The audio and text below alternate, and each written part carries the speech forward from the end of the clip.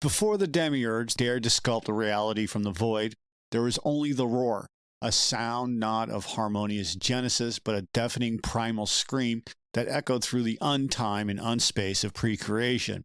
It wasn't the gentle whisper of divine intention. It was a raw, untamed bellow of unformed potential, a cosmic birth pang of everything that could be and nothing that was. Energies collided and intertwined, a maelstrom of unformed existence. No stable reference point existed. This was not quiet nothingness. It was a deafening, pulsating roar, a constant churning storm of raw being. Every potential flicker, every emerging thought was immediately caught in the tempest, devoured by the overwhelming surge of unformed creation. Perpetual existence itself threatened to devour any spark of individuality, any attempt at form before solidification. Here, in the pulsating, throbbing heart of the unborn void, the seeds of all possible realities existed in a state of constant, violent becoming. They weren't seedlings of gentle growth, but explosive bursts of raw potential, colliding and merging, birthing and devouring each other in a chaotic dance of creation and destruction. There were no celestial bodies to anchor the gaze, no fixed points of reference, no stars to guide the lost. There was only the raw, untamed potential, the formless chaos, the wild, untamed energy that would later be brutally forced into the rigid, flawed shapes of the Demiurge's creation. This is the roar before the form, the scream before silence, the tempest before the stillborn world. It was the raw, untamed essence of all that could be, and the terrifying knowledge that, in its raw state, it was too powerful to be contained. Inside this deafening roar, a war tore at the fabric of unexistence. Not a war with swords and shields. It was a clash of pure raw forces, currents of energy that had no names, no shapes, no boundaries. They met and fought, an eternal dance of making and breaking, of building and destroying.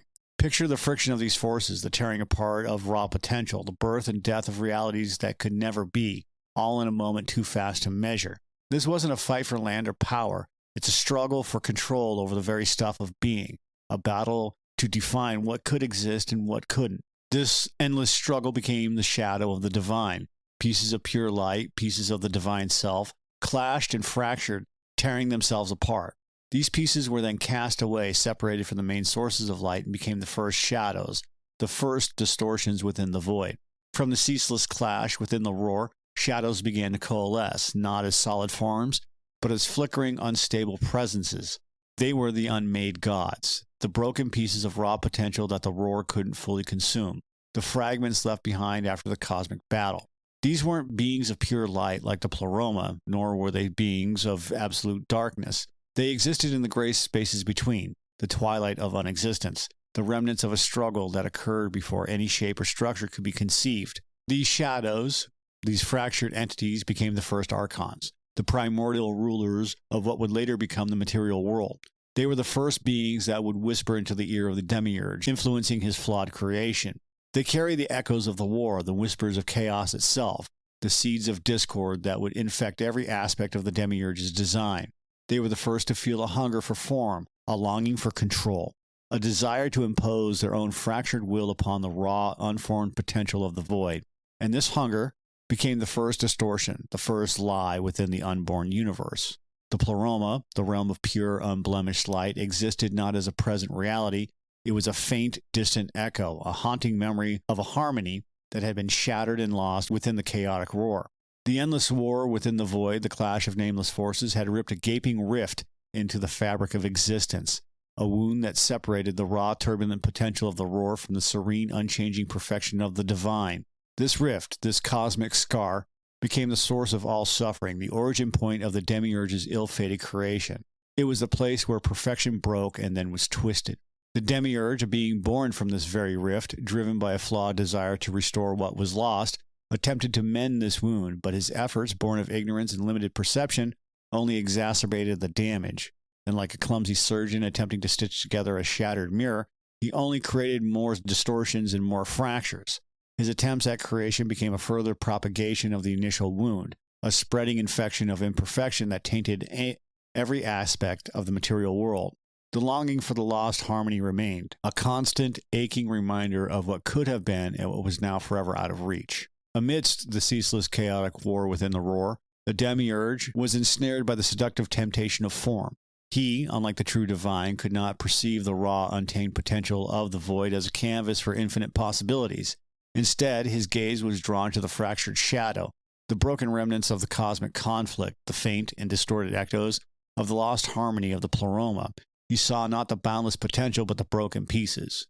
Driven by a misguided desire to impose order and to create a stable, tangible reality, he sought to assemble these fragments into a coherent whole. But his efforts were inherently flawed, tainted by the discord he had inherited from the very war that birthed him. He was a builder working with shattered tools, a sculptor attempting to create beauty from broken stone. He attempted to construct a world from the broken pieces of the pre-cosmic conflict, a reality built upon the foundations of chaos and discord. He sought to impose his limited understanding of order onto a realm that defied definition, a realm that was meant to be unbound. His creation was not a reflection of divine perfection, it was a distorted echo of the primordial chaos, a testament to his flawed perception and his inability to grasp the true nature of the void, and this flawed creation became the material world. Long before the Demiurge's clumsy, grasping hands dared to impose form upon the void, there existed a chaotic dance, a frenzied, unpredictable ballet of unbeings. These were not creatures of flesh and bone, nor spirits of light or darkness. They were entities without stable form, without discernible purpose, existing as fleeting flickers of potential within the raw, unformed energy of the roar. They were the shadows of ideas, the echoes of possibilities that never quite solidified. They moved in a ceaseless, erratic rhythm, swirling and colliding in a chaotic balance of unexistence. Their movements were not graceful or purposeful. It was a frantic, aimless flailing, a desperate attempt to define themselves within the formless abyss. Each collision, each momentary merging of these unbeings, sent ripples through the fabric of the unborn cosmos, creating fleeting, impossible realities that ignited and extinguished in the blink of a pre-cosmic eye. These were not universes of stars and planets. They were realms of pure potential, dreamlike landscapes that existed for a fleeting second before dissolving back into the chaotic dance. They were the raw, untamed energy of the void made manifest, a testament to the chaotic power that existed before the Demiurge's flawed attempts at creation. Their dance was not a celebration of life. It was a chaotic expression of the formless, purposeless energy that permeated the pre-creation abyss. Deep within the churning, formless depths of the pre-cosmic roar, there arose a cacophony of murmurs. Not the structured sounds of language, it was the raw, guttural sounds of unspeech. They were the auditory manifestations of thoughts that had never solidified into coherent concepts, the whispers of desires that had never been truly felt, the raw, unformed sounds of presentience. These murmurs were the seeds of communication, the potential for meaning, but they existed in a state of chaotic flux, a swirling vortex of meaningless sounds that threatened to overwhelm any nascent sense of order. They were not words, but the raw material from which words could be formed, a chaotic symphony of vocalizations that lacked any discernible structure or purpose. These sounds were the first distortions, the first lies, the initial fractures in the fabric of potential reality. Because in this raw, unformed state, anything could be implied, anything could be suggested without ever being truly defined. The murmurs became the source of confusion, the origin of the false narratives that would later plague the Demiurge's creation. They were the whispers of chaos itself, the sounds that would lead to misunderstanding, deception, and the ultimate distortion of truth. They were the sounds that broke reality before reality even existed. Within the fathomless expanse of the pre-cosmic void, there were shimmered tears, not the salty residue of grief, but the crystalline remnants of the absence of light. They were the lingering echoes of the pleroma's once whole radiance, the fractured fragments of a harmony that had been violently shattered by the primordial war within the roar. These tears were not liquid, they were not solid, they were shimmering, ethereal fragments of pure potential, droplets of divine essence that had been scattered and lost within the chaotic currents of uncreation. They were the lingering afterglow of a lost paradise, the faint shimmering traces of a perfection that had been torn asunder. Each droplet pulsed with a memory of the pleroma's unity, a longing for the wholeness that could never be regained within the fragmented reality of the void. They were the void's silent lament, its unspoken yearning for the light it could never possess, a constant aching reminder of the divine harmony that had been irrevocably lost. These tears were not a sign of weakness. They were a testament to the enduring power of the pleroma's radiance, a subtle yet profound presence within the heart of chaos. They were the seeds of longing, the sparks of divine memory that would later ignite within the souls trapped in the Demiurge's flawed creation, a constant, persistent pull towards the lost home, the true divine light. The pre-cosmic void, the realm of churning, unformed potential, was not a passive emptiness. It possessed a hunger, a deep, insatiable yearning, a formless maw that craved structure, craved definition, craved an escape from the endless suffocating flux of its own existence. This hunger was not for physical sustenance, for food or drink, but for the very essence of being, a desperate primal drive to solidify, to become something more than the swirling chaos it inherently was. This maw was not a physical entity, a creature with teeth and jaws, but a pervasive force, an all-consuming drive that sought to assimilate and control every fragment of potential within its grasp.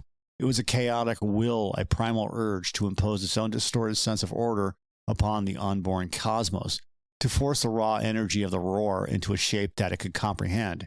And it was this hunger, this desperate yearning for form, that the Demiurge, in his limited perception, mistook for the impulse of creation. He saw not the chaotic drive for self-preservation, but the potential for ordered existence. He mistook the void's desperate attempt to escape its own formlessness for a divine mandate to create. He saw not the chaotic maw's desperate consumption, but the potential to organize the chaos. Driven by this misinterpretation, he sought to satisfy the void's hunger and to give it the structure it craved. But his efforts, born of misunderstanding and flawed perception, only resulted in the creation of a distorted reflection of the void's own chaotic nature, a flawed material world built upon the foundations of insatiable longing and primordial hunger. Within the churning chaos of the pre-cosmic void, unworlds dreamed, fleeting realities that existed only as ephemeral possibilities.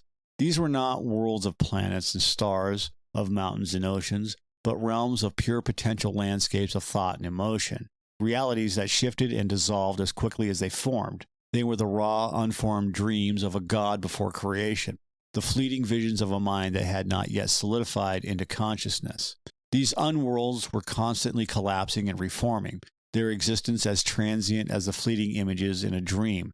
They were not stable realities, but fluid, ever-changing landscapes where thoughts and emotions manifested as tangible forms, only to dissolve back into the chaotic flux of the void. They were the raw potential of the cosmos playing out as fleeting, impossible scenarios. It was from these ephemeral dreams, these fleeting landscapes of thought and emotion, that the Demiurge, in his limited perception, crafted his own flawed reality. He mistook the fleeting images for stable forms, the ephemeral landscapes for enduring structures. He attempted to capture the dreams of the void, to solidify them into a permanent reality, but his efforts were inherently flawed, tainted by the instability of the dreams themselves. His creation became a distorted reflection of these fleeting unworlds, a reality built upon the shifting sands of ephemeral dreams.